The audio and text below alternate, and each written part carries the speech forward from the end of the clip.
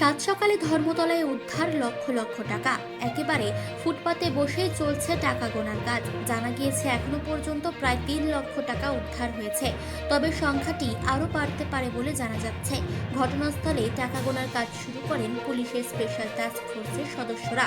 তবে পুলিশের প্রাথমিক অনুমান ৫০০ টাকার যে বিপুল সংখ্যক নোট উদ্ধার হয়েছে সেগুলি আসলে জাল। এই ঘটনার নেপথ্যে জাল নোটের কারবারিরা রয়েছেন কিনা তা খতিয়ে দেখা হচ্ছে। ইতিমধ্যে ঘটনার সঙ্গে যুক্ত এক ব্যক্তিকে গ্রেফতার করেছেন পুলিশ। ধৃতের নাম মনোয়ার শেখ। পুলিশ সূত্রে খবর, ওই ব্যক্তি মালদার কালিয়াচক থেকে কলকাতায় এসেছিলেন। এই জাল নোট তিনি অন্য কোথাও পাচারের পরিকল্পনা করেছিলেন বলেই প্রাথমিকভাবে মনে করছেন পুলিশ। বিপুল এই জাল নোট কেন কলকাতায় নিয়ে এসেছিলেন তা নিয়ে ইতিমধ্যে জেরা করছে পুলিশ। জানা গিয়েছে এই ব্যক্তি এদিন সকালে ধর্মতলায় পৌঁছান। হাতে বেশ কয়েকটি ব্যাগ নিয়ে ইতস্ততভাবে ঘুরতে দেখা যায় তাকে, যা নিয়ে সন্দেহ তৈরি হয় স্থানীয় মানুষজনের মধ্যে।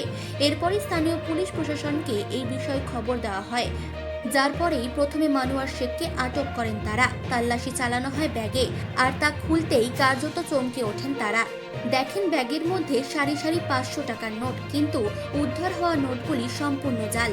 অন্যদিকে বিপুল এই নোট কোথা থেকে এসেছে সেই বিষয়ে জানতে চাওয়া হলে একাধিক অসঙ্গতি ধরা পড়ে মনোয়ার শেখের কথায়। এমনকি কে তাকে এত টাকা দিয়েছে সে বিষয়ে কোনো তথ্য দিতে পারেননি তিনি। এরপরই মনোয়ার শেখকে গ্রেফতার করেন কলকাতা পুলিশ এবং এসটিএফ। এদিন তাকে আদালতে তোলা হয়। পুলিশের প্রাথমিক ধারণা ব্যক্তি একজন হ্যান্ড ডিলার।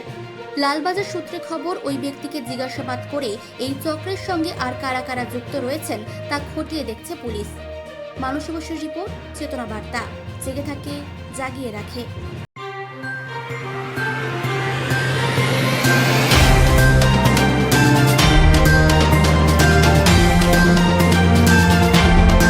চেতনা বার্তা, জেগে থাকে, জাগিয়ে রাখে।